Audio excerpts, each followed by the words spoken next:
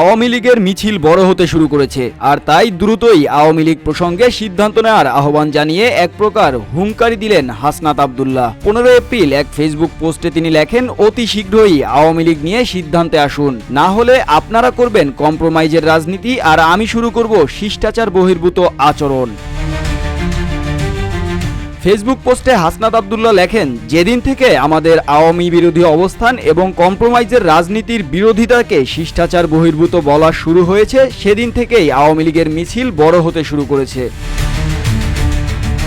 তিনি আরও লেখেন, যারা কম্প্রোমাইজের রাজনীতি করছেন তাদের সতর্ক করছি, অতি শীঘ্রই আওয়ামী লীগ নিয়ে সিদ্ধান্তে আসুন, না হলে আপনারা করবেন কম্প্রোমাইজের রাজনীতি আর আমি করব শিষ্টাচার বহির্ভূত আচরণ। পোস্টের শেষে সাবধান করে দিয়ে তিনি লেখেন, আমি শিষ্টাচার বহির্ভূত আচরণ করলে নিতে পারবেন না, সাবধান হয়ে যান। হাসনাত আব্দুল্লাহর এই পোস্টে বেশ সাড়াও পড়েছে। পোস্টটি দেওয়ার প্রথম ঘন্টায় লাখ রিয়্যাক্ট পড়ে, তাতে প্রায় 12,000-এরও বেশি মন্তব্য আসে কমেন্ট সেকশনে। মুস্তাফিজ আবির, রূপালী বাংলাদেশ, ডেস্ক রিপোর্ট।